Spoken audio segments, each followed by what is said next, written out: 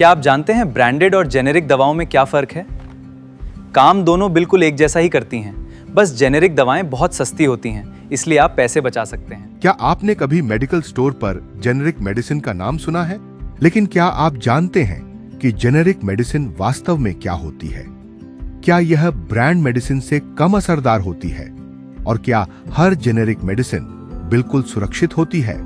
आज के इस वीडियो में हम बहुत आसान भाषा में समझेंगे जेनेरिक मेडिसिन क्या है, ब्रांड और जेनेरिक में क्या अंतर है, और दवा खरीदते समय किन बातों का ध्यान रखना चाहिए। हर दवाई में एक मुख्य एक्टिव इंग्रेडिएंट होता है जो बीमारी को ठीक करता है।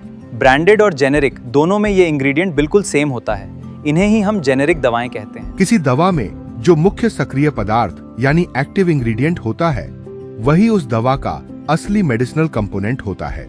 जेनेरिक मेडिसिन आमतौर पर उसी एक्टिव इंग्रेडिएंट के एस्टैब्लिश्ड जेनेरिक नेम के आधार पर पहचानी जाती है, यानी दवा का थेरेप्यूटिक इंग्रेडिएंट महत्वपूर्ण होता है, सिर्फ उसका ब्रांड नेम नहीं। अब बात करते हैं ब्रांड मेडिसिन की। फार्मास्यूटिकल कंपनी किसी मेडिसिन को एक खास नाम से मार्केट कर सकती है। इस नाम को ब्रांड नेम कहा जाता है, लेकिन ब्रांड नेम और एक्टिव इंग्रेडिएंट एक ही चीज नहीं है। उदाहरण के लिए, किसी मेडिसिन का ब्रांड नेम अलग हो सकता है, लेकिन उसके अंदर मौजूद एक्टिव इंग्रेडिएंट वही हो सकता है जो किसी दूसरी कंपनी की मेडिसिन में भी मौजूद हो। ब्रांडेड और जेनेरिक दवाओं को समझिए। दोनों में एक्टिव इंग्रेडिएंट बिल्कुल समान होता है, लेकिन इनके ब्रांड नाम और मार्केटिंग अलग हो सकती है और इनकी कीमत में भी अंतर हो सकता है। अब सबसे बड़ा सवाल, क्या जेनेरिक मेडिसिन कम असरदार होती है? अप्रूव्ड जेनेरिक मेडिसिन्स में रेलेवेंट क्वालिटी, सेफ्टी और इफेक्टिवनेस स्टैंडर्ड्स पूरे करने होते हैं, लेकिन किसी भी दवा की सूटेबिलिटी व्यक्ति की बीमारी, डोज, फॉर्मुलेशन और मेडिकल एडवाइस पर निर्भर करती है। ब्रांड और जेनेरिक मेडिसिन में मुख्य अंतर अक्सर उनके नाम, मार्केटिंग और प्राइसिंग से जुड़ा होता है।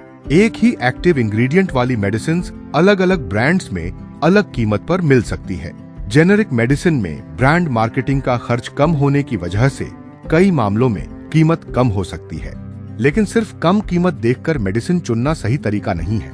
एक और कॉमन मिसकंसेप्शन है कि हर जेनेरिक मेडिसिन हमेशा सबसे सस्ती होती है। ऐसा जरूरी नहीं है।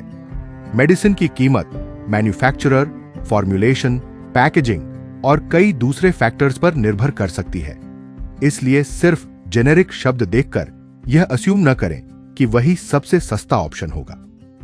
एक्टिव इंग्रेडिएंट क्या है, उसकी स्ट्रेंथ कितनी है, टैबलेट है या कैप्सूल या सिरप, एक्सपायरी डेट क्या है और स्टोरेज इंस्ट्रक्शंस क्या हैं, इन बातों को जरूर देखें। और अगर मेडिसिन प्रिस्क्रिप्शन वाली है तो उसे डॉक्टर की सलाह के अनुसार ही लें। अगर आप किसी प्रिस्क्राइब्ड मेडिसिन का ब्रांड बदलना चाहते हैं तो खुद से फैसला न करें। कई मेडिसिन में एक्टिव इंग्रेडिएंट समान हो सकता है, लेकिन फॉर्मुलेशन, स्ट्रेंथ, डोसेज फॉर्म या दूसरे इंग्रेडिएंट्स अलग हो सकते हैं। इसलिए खासकर लॉन्ग टर्म ट्रीटमेंट, बच्चों, बुजुर्गों या गंभीर बीमारी में मेडिसिन बदलने से पहले डॉक्टर या क्वालिफाइड फार्मासिस्ट से कंफर्म करना बेहतर है। तो जेनेरिक मेडिसिन को समझने के लिए 5 बातें याद रखें। पहली, सिर्फ ब्रांड नेम नहीं, एक्टिव इंग्रेडिएंट देखें। दूसरी, स्ट्रेंथ जरूर चेक करें। तीसरी, एक्सपायरी डेट देखें।